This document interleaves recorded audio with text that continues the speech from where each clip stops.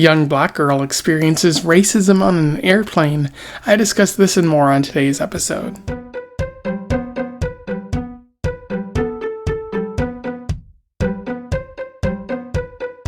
Welcome back to Around the Weird, a booktube channel where I talk about all the unusual and out of the ordinary literature that I've found in my travels. Today, I want to talk about a short story because it is Short Story Tuesday, and this is one that I meant to get to in February for Black History Month, but I unfortunately did not make it to it in time. But now is as good a time as ever because it's important to talk about Black writers even outside of February. And so, today's short story is all about racism and airplanes. I am referring to So What Are You Anyway by Lawrence Hill, which was published, I think, in 2000, although I haven't been able to find a firm publication date for this. For those who don't know, Lawrence Hill is a Canadian writer, a Black Canadian writer, although he is multiracial, so he is more than one thing there, which I feel like has... Saying that, it definitely gets me thinking about the content of this. So maybe, saying things like that is pretty weird. I'll get to that later. But he's a Canadian writer who also has done a lot of lecturing. He's written some nonfiction as well as some fiction. And he's won a number of awards for his work, but he's also won order awards from Canada, which is particularly impressive. Pretty extensive writing career, having written for more than 30 or so years. So pretty interesting. But without further ado, let's talk about So What Are You Anyway? I'll do a summary, a little bit of analysis, and we'll move on from there. So What Are You Anyway focuses on Carole. She is a young, multiracial girl who has black skin. She notes in the story that her father calls it milk chocolate, which I don't exactly know what that means, but I presume she's black. And based on what other people have said, she might have light skin as well. And so she's flying to Italy to see her family because her mother is Italian, and so she's going to see grandparents, and she's alone in this journey. And when she in her seat, she's sitting next to a couple named Betty and Henry, who greet her and are very friendly to her at first. She can hear them whispering about her race, wanting to ask her, what is your race and whatnot, although they are hesitant to do that at first. It's clear Betty doesn't really feel comfortable with such questions, although she's not really sure why. This seems to be the first time she's experiencing this type of racism. And then finally, Henry begins to get bold enough to ask the question about her parents' race. He specifically, he says, if you were coloring, what color would you use? And her father, she says, is black. And she tries to say red to describe her, or yellow to describe her mother. But they're like, is your mother Chinese? And she's like, no, she's not Chinese. Why are you asking me these questions?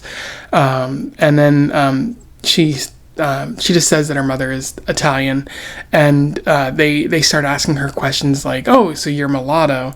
You know what mulatto means, right? And she's like, no, I don't know what that means. And she begins to be uncomfortable with this. And when a stewardess, the flight attendant, comes by, Carole feels brave enough to yell at Betty and Henry about how they're making her feel, and the other passengers are indignant about it. Like, why would you ask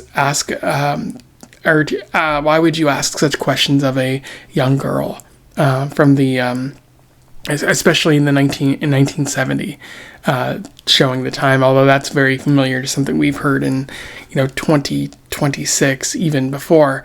It's 2020, why are we still dealing with racism here and whatnot? And so the passengers kind of yell at Betty and Henry, and the stewardess or flight attendant invites Carole to sit with them for the duration of the flight. And as she's going away, Betty whispers that Carole is sensitive about the whole thing. And that's where the story ends there. In terms of analysis, there is a little bit worth talking about with this story.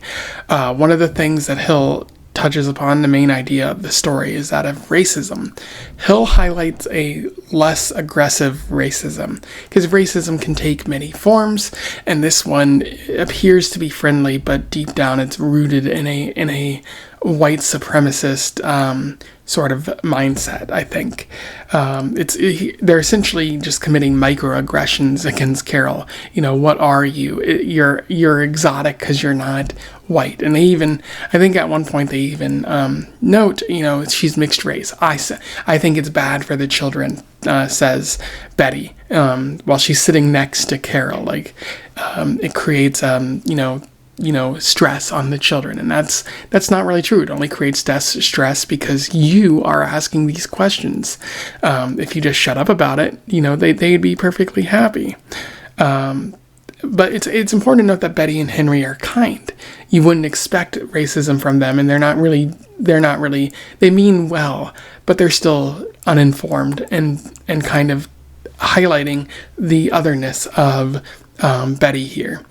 They also specifically use the term Negro, which is, a very special form of racism, not considering Carole to be a human being, giving her that other category there, which is inappropriate. And again, kind of highlighting the mixed race, using the term mulatto, which is wildly outdated, even for 1970. It's a term specifically applied to insult people who are mixed race. It's important to note that the passengers are unhappy, especially when Carole calls it out.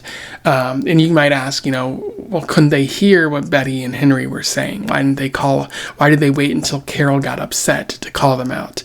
But even if they are upset, why specifically are they upset? That's a good question to ask, because are they upset that the racism happened? Or are they upset that it got noted, that somebody called it out, that, it was spoken out loud, so now they have to say something, that a person of color, noted that it was there. So, that are they doing that because there's a performative reason to do it? I think that might have something to do with it. That might be what Hill is getting at, although he doesn't specifically say that. And then, there's another character who's like, I can't believe you would say that, especially in 1970. Thinking that 1970s were a progressive time, as we think that the 2000s are supposed to be a progressive time. Thinking that racism is a thing of the past, even though it's very much present here in this day and age. You can't just say, this is unacceptable because it's this present time period. We need to say it's unacceptable because it's always been unacceptable, and you're dehumanizing people. That's something that I think maybe if Hill isn't specifically addressing it, it's still important to talk about as it pertains to this story. And then the last thing worth noting is the refusal for Betty or Henry to take blame at the end of the story. What they did was wrong and inappropriate, but they don't think that it was wrong or inappropriate. They just view Carole as sensitive, for getting mad about it, for being upset that they dehumanized her in some way, even if she doesn't have the words to say that. They're like, oh, it's her fault. I was just asking questions. I was just trying to be nice. But it's you reacted inappropriately, even though it's their fault. And I feel like you see a lot of that. People be well-meaning, but ultimately getting upset when you call them out on their bad behavior, and them kind of digging themselves deeper in order to make it seem that like their behavior was normalized. We've seen that with quite a few comedians who've made racist jokes and then dig in deeper when someone calls them out about that. So for Hill, he's really kind of exploring, non-regular, I would say, abnormal, not abnormal, but forms of racism that are present in everyday life but don't come in the form of something like the KKK. Lawrence Hill is also talking about shame here, which is fascinating. Carole seems very proud of her blackness at the beginning of the story, at the start of the flight. She thinks about her father cuddling her and talking about her milk chocolate skin. She's very happy about it. She doesn't feel bad in any sort of way, and I think this is her first time encountering real racism out in the world.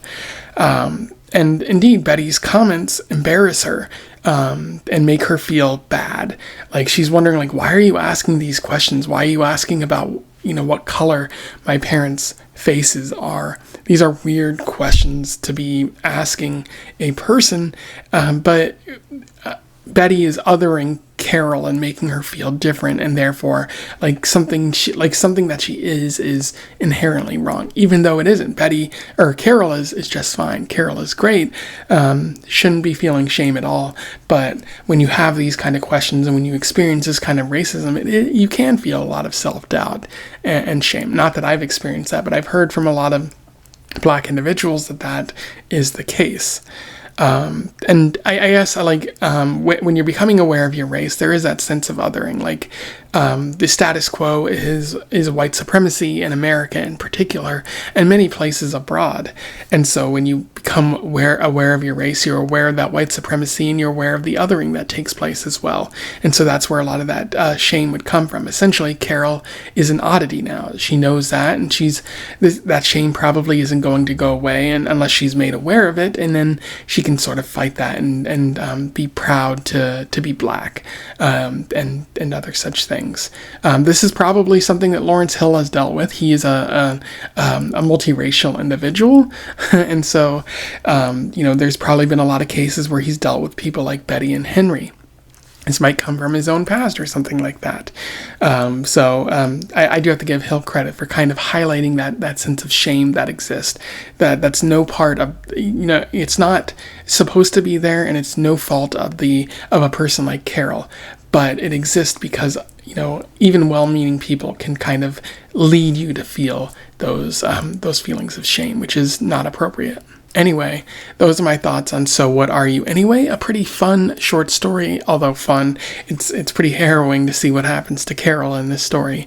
It's pretty good. I will say the thing that kind of hinders it from being truly great is it does feel like an example of something.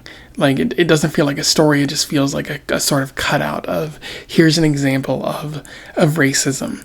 It could have been elaborated on, or these characters could have been made to feel more real or something, but that's probably not Lawrence Hill's focus. So it's pretty decent on his own, and it's still worth checking out. I'll put a link to it in the description. Let me know your thoughts in the comments below. I'd love to hear from you and hear your thoughts on this short story.